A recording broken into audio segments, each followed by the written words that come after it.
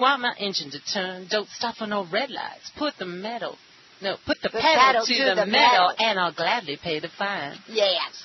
So, she does that so well with that Southern accent. So Route 66 is going to be revisited and brought to life on the stage April 28th for the Assistance League of San Bernardino's Headdress Ball.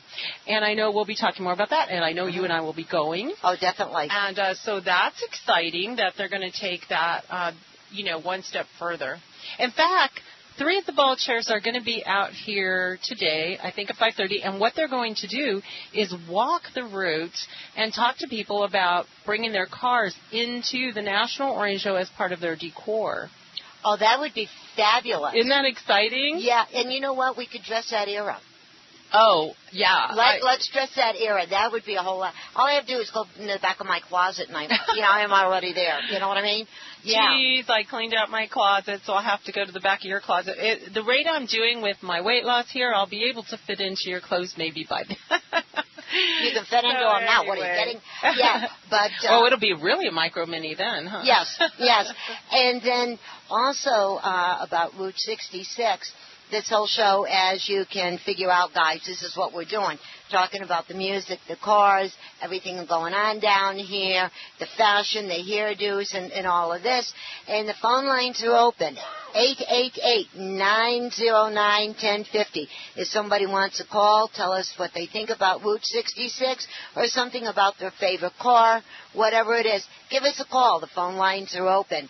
And we're waiting now for the rest of the cars to slowly pass us here where we are, right here on 4th Street, right back next to the California Theater. Yeah, no, that's a minivan. That wasn't born back then. Yeah, it was a nice car, though. It really was. And there goes a pickup truck. I wonder how many people they were expecting out this year. Do you know? I have no idea. We never got the count. Oh. I think it's kind of hard, especially it's still early. People are probably still at work or getting the children out of school. I know I couldn't drag Art out here. He's like, it's too hot. But it really isn't. Don't be afraid. It's not hot. All you have to do is put on your little visor. We have some right here if you happen to be out this way on, we're actually located right next to the California Theater live for you. And we have some little visors here to give away. So get out here, get your little squirt bottle. They're selling plenty of cold things here, too. So yes. You're good to go. A lot of water, lemonade, all that good stuff, is out here. Hi. Lots of fun people. It's good to be out with everybody. Okay. Yeah, we just had some people going past and waving, saying hello, how much they love Route 66 and how much they love our station. So that's nice to hear. Yeah, I like to hear that. We love you. Yes. So that's cool. Come out and get your posters like we said. We have some great posters here. Dressing the part, too. That is fun. It is. Wigwam Hotel. Oh, yeah, we were talking about the teepees. When I first moved out here and I was driving down Route 66 there in Rialto, and we did see them, and my curiosity got the best of me. So I pulled in and I asked if I could see the inside of it, and it looks like regular teepees, right? So I'm thinking, all right, they have like a little cot or something. No, it's set up just like a regular hotel room. Yeah. And that was kind of disappointing. I was hoping to see Indian stuff in there, and little, whatever. Yeah, so it was kind of cool, though. It was really kind of cool. I'm sure you could dress any way you want when you walk in there. You pretty much did. You could play a character part if you want, Bev, but don't tell us about it. We don't want to hear those little details. Oh, I won't tell. No, I will keep them to a secret, And then what car is this, Joey? Very cool. An Alexis. I know. Okay, it was a Ranchero. That's what it is.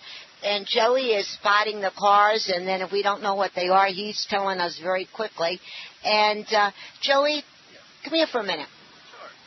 What was your favorite car? My favorite car is a car that I inherited from my grandfather. It was a 1978 Pontiac Grand Le Mans. It had a 305 Chevy engine in it, and that thing was just beautiful. I can fit maybe 5, 6 of my friends in just the back seat of that car, and we'll just go cruising anywhere and everywhere in that car. That was one of the most beautiful. That was back when it still had the almost the GTO body style, and it was just a beautiful car. You know, I'm glad you told us that. Yeah. And hey, Eric, since you're on the board, what was your favorite car? Yes, my favorite car? Yes. Either a 63 Lincoln Continental or a 49 Mercury. Oh, now you're talking. Now you're talking. One of my favorite cars was my old Mustang. I had that thing for so long, and I just absolutely loved that car. And finally, you know, it was time to let her go and graze out in the field somewhere, so that's what happened to her. But it was a lot of fun. And when we were back in New York and also in Connecticut, we didn't drive cars that much because they had the buses and the subways all around, so that's what we were usually popping on. You know what I mean? Yeah, and then also talking about cars. Let's have a contest. Okay? This is I'm fun. never good at these things unless you get to pick it out of a basket, but go ahead. Okay, now, do you think the cars that were made back then were better made than what they're making now? What do you think? Well, you know, I think it depends in what you value in a car. You know, so that's kind of a tough question because I might like all the new, or somebody may like all the new things they didn't have then, like the GPS, which has been a lifesaver for a lot of people. Boy, I'm loving these cars going by. I know the GPS, maybe it's that you like all the, you know, the windows, the automated, you know, even that's new from way back when, is just being able to use the push button on your windows. Or what about a what do you call that? Sunroof. The sunroof. Or what about now they even show you, get a load of this. I don't have this in my car. My car is 6 years old, but in my SUV, but what they have now is, as you're backing up, it tells you how far you have to go before you crash into something like I do. Yeah. So, and I got the funniest story about that. So, as far as technology and the engine and things like that, we always say they don't make things like they used to, and I think that goes for a lot of things, including our cars. I don't think they had lemon laws there because they probably didn't need them, because that was the good old gentleman's agreement. You bought something for me, they didn't even have contracts way back then.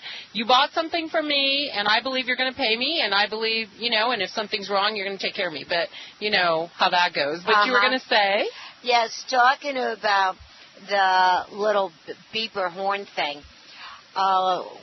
Debbie and Dale Gray, they're very good friends of Rich and mine. We knew them forever. And we were out and about, and Rich was driving, and Debbie and Dale were in the back seat. And we were backing up, and it was quite dark. And, sometimes your eyesight isn't as good in the dark as it is during the day. And then he was backing up, and all of a sudden, the little horn started talking to us, and it was saying 5 feet. 5 feet, no, beep, beep, beep, and 3 feet, beep, beep, beep, beep, beep, and Dale was saying in the back, 1 feet, crash, bang, bang, bang, bang, and we were joking around about this, the whole thing. So, yeah, they have some funny things that they do to the cars. Mine, I love all the new gadgets right now that they have in the cars. I really do. I feel a lot safer right now. Well, you know what?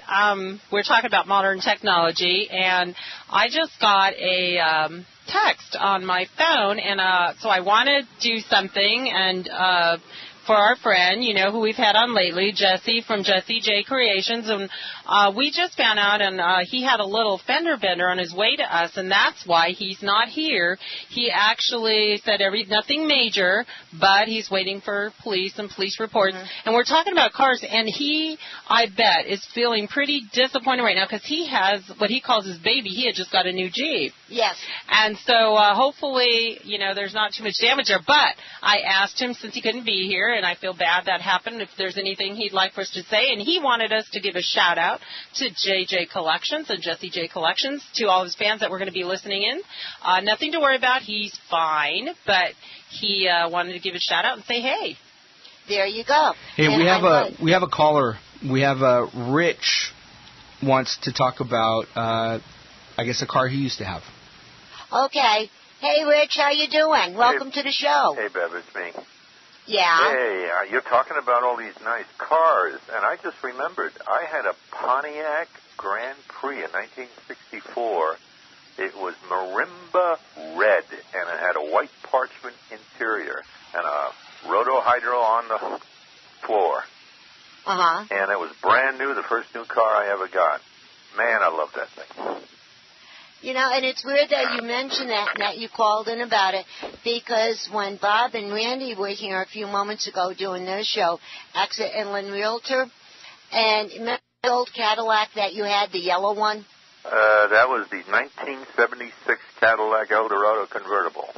Right. Well, when I was here and I was talking to the guys during and after their show, and one passed, but it wasn't that yellow color. It was a deep red. Uh-huh. And Bob started telling me the stories that when you guys knew each other way back when, that you used to go around in that car and all the good times that you had. Well, I bought that thing when Kennedy Cadillac was in business, and they used it as like a parade car. They had it in their shop for quite a number of years, and it was basically brand new. And I bought it, and I put the thing away forever. And that's right. Just recently, a few years ago, sold it to one of the collectors in town there, so hopefully it's driving around. But that thing had a 500 cubic inch engine into it. It would get up like a lion and roar and jump at you. Really? Now, that was quite a car. Yes, it was. But I like my 64 Grand Prix because when you're young and you get your first new car, and it's got a 421, and, I bought it in New York and took it to Florida and was on the beach with it, driving in the ocean, rusting the thing out a little bit. Not much, but anyway, it was a lot of fun. Rich, did you say that your car you were talking about was red?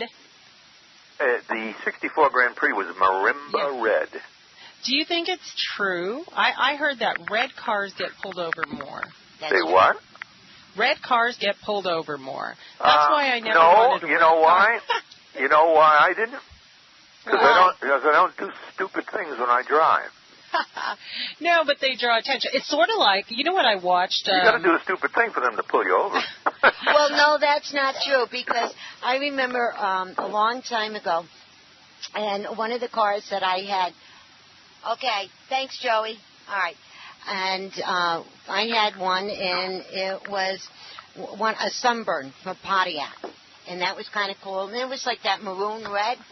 And I and my two children were in there, and we're out, and I was doing the speed limit, doing everything hunky-dory fine, and a motorcycle cop seen me, pulled me over, and he was trying to figure out why to give me a ticket. He probably just thought you looked cute, and he wanted to get a closer look. I don't know. And then I asked him why, and why they pulled me over, and he said, because your car is red. And to your answer, Christina, yes. A red car will stand out more than any other car, and that's the one that an officer will go after first. Well, regardless if you're speeding or not. You know, the kick I get out of it is when we see the yellow cars and we talk about Big Bird is the one that painted them. Yes. At any rate, that is funny. At any rate, I want to just tell you about that, and I'll let you get back to the show. Okay, thanks, Rich. Thank you. Okay, bye-bye. Bye. I just watched, Katie Couric has a new show that just came on. She's coming, she's just started it. And one of the things they had on yesterday, I just wanted to see because it had to do with fashion when I saw the red dresses. And did you hear about that red dress that's getting... It started with this one girl and, trying to, I guess, for people that are insecure maybe, or you're having some issues, you're having some problems, and they say putting on a red dress, because I've never owned a red dress, believe it or not. Are you kidding? Never, because I've always felt, maybe it was the way I was raised too, you feel like, oh, red is a little provocative, or red stands out, or,